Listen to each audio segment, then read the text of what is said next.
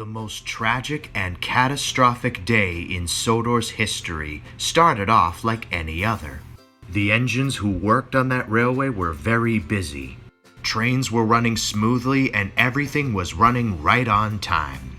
Recently, Sir Topham Hatt had funded the construction of a nuclear power plant in order to attract more visitors to the island. The engines that worked on Sodor had different opinions about it.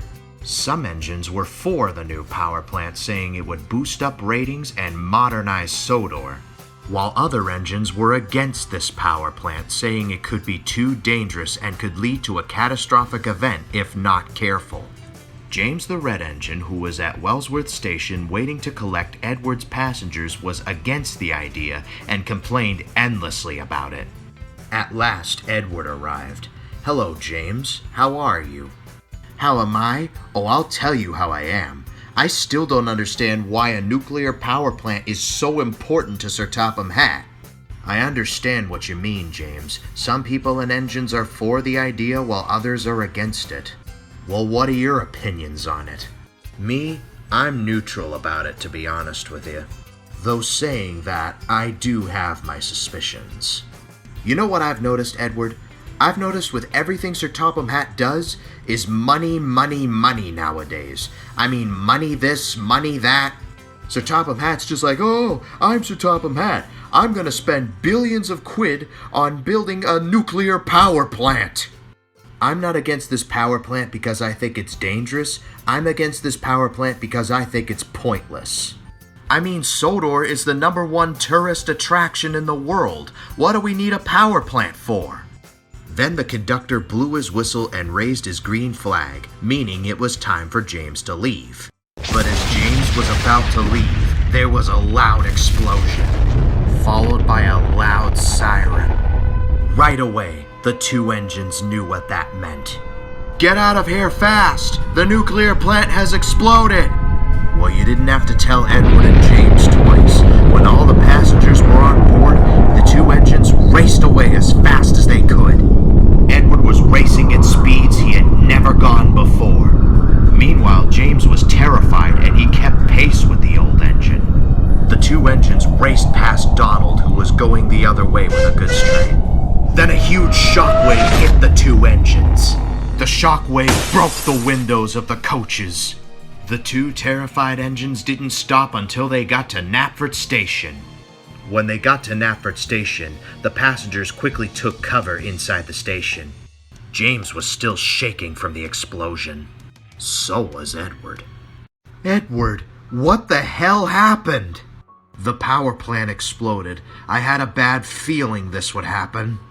"But Edward, how long do we have to stay here?" "Well, we can't stay here for long. It's only a matter of time before the radiation spreads. We need to get off the island and onto the mainland immediately." When all the passengers got on board, James and Edward quickly puffed away to the mainland. On the way, Edward had to stop for water. But James was in such a big rush to get off the island. "To hell with this! I'm getting out of here!" And James raced past Edward as fast as he could. But there was trouble ahead. As James hurried along, he ended up on the wrong track. But by the time James realized this, it was too late. After he got his drink, Edward hurried along. He managed to make it to Vickerstown, which was the last station on Sodor before you hit the mainland. Edward and his crew stopped at a shunting yard to rest. Then they heard Thomas's whistle. Edward wanted to help Thomas, but by the sound of his whistle, it was already too late. Then out of nowhere, Percy raced past Edward, and he was pulling Annie and Clarabelle. Edward watched in horror as Percy raced past.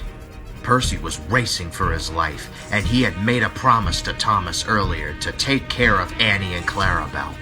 Well, that was exactly what the little green tank engine was going to do. As Percy hurried along, he saw Oliver, who was already mutated, chasing after him. "Driver, we need to go faster!" The driver and fireman did everything they could. Oliver was quickly gaining on them. Then Percy was diverted onto a set of buffers. His driver and fireman applied the brakes, but it was too late. Percy was derailed, and Oliver soon caught up with him. And to make matters worse, a mutated Gordon thundered by. Meanwhile, Bulgo was coming into Sodor from the mainland with a goods train. He was on his way to Brendam Docks but was unaware of the situation and ended up in a contaminated area. When Bulgo arrived at the docks, he was snuck up on by Bill and Ben. Except, of course, they weren't Bill and Ben. Meanwhile, Edward was still on the run. He was trying to get as far away from Sodor as possible. Edward stopped in a nearby shed to rest. Spencer was also there. "Hello, Edward. Is something wrong?" Edward told Spencer about the explosion and everything that happened. Spencer was horrified when he heard this. He told Edward that he could stay on the mainland until Sodor was back to normal.